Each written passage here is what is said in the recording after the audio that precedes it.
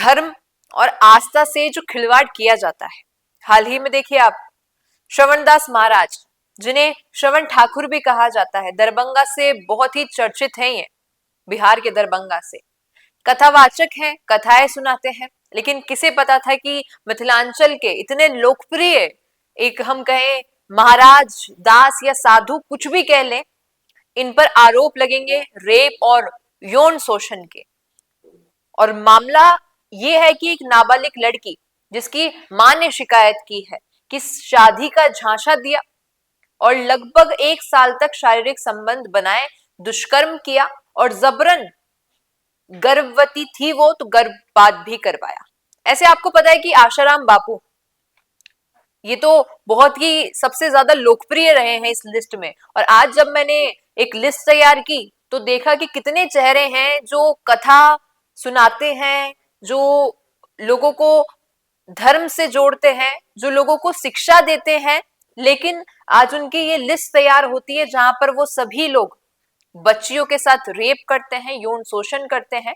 और आसाराम बापू के बाद यहाँ पर नाम आप देखेंगे, क्योंकि आसाराम बापू का केस आपको नहीं भी याद हो तो बता दो कि नाबालिग लड़की से रेप के मामलों में दोषी है, आजीवन कारावास की सजा है, जोधपुर और गांधीनगर केस में सजा काट रहे हैं, लेकिन कई बार जमानत पे जाते रहते हैं। उसके बाद नाम है यहाँ पर नारायण साई, जो कि आसाराम के ही बेटे हैं, शिष्यों के रेप के आरोप में दोषी है और आजीवन कारावास ये भी काट रहे हैं, मतलब अपने पिता के नक्शे कदम पर यहाँ चल रहे हैं ये।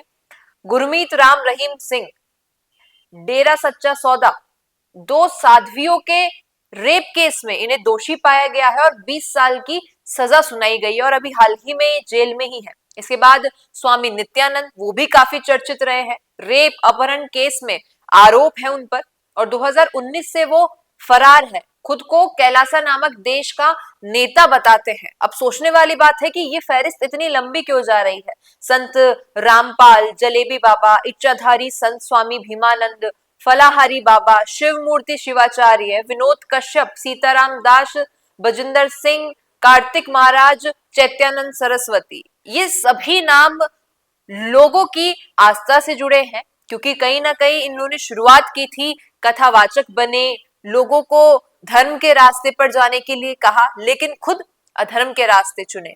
रेप के केस में, यौन शोषण के केस में, अपहरण के केस में, ये इन नामों में केस में इनके नाम सामने आते हैं। और जिनकी हम बात शुरुआत से कर रहे हैं, श्रवणदास महाराज, इनको तो हाल ही में 17 जनवरी को ही हिरासत में लिया गया है पुलिस द्वारा और हाउसिंग बोर्ड कॉलोनी, वहां से इनको हिरासत में लिया गया है और जिसके विजुअल्स भी काफी ज्यादा वायरल हो रहे हैं सोशल मीडिया पर। और लगातार जो लोग हैं उनका कहना यही है कि इन लोगों पर विश्वास किया जाता है, अपनी बहन, बेटी, माँ, न जाने अपने कितने रिश्तेदारों को इनके पास सिर्फ कथा सुनने के लिए भेजा जाता है, लेकिन आस्था से जुड़े ये लोग यौन शोषण करते हैं। और कहीं ना कहीं सारी रिपोर्ट जब आप देखेंगे सोशल मीडिया पर काफी चीजें अवेलेबल है, तो ये फहरिस्त बड़ी ही लंबी चली जाएगी। अब आपसे पूछना चाहूंगी, आप क्या कहेंगे कि हाल ही में ये श्रवणदास महाराज हो, आसाराम बापू हो, कई सारे और भी स्वामी कहे या फिर दास कहे या फिर कई बाबा कह दे, इन सब की फहरिस्त ये बढ़ती जा रही है, तो किसके साथ खिलवाड़ किया जा रहा है? लोगों की आस्था के साथ या फिर ये अपने ही मानसिकता के साथ खिलवाड़ कर रहे हैं? क्या कहना है आपका, इस पर बताइएगा कमेंट में। पसंद आया हो वीडियो तो इसे लाइक करना, शेयर करना और हमारे चैनल द फैक्ट इंडिया को सब्सक्राइब करना भूलना। धन्यवाद। क्या आप भी करना चाहते हैं अपने गांव का नेतृत्व? आपका अपने गांव के लिए विकास का विजन क्या है? पंचायत में आपके होने से बदल सकती है आपके गाँव की तस्वीर। तो आज ही अपने गाँव की बात कीजिए द फैक्ट इंडिया के साथ, व्हाट्सएप कीजिए इस नंबर पर।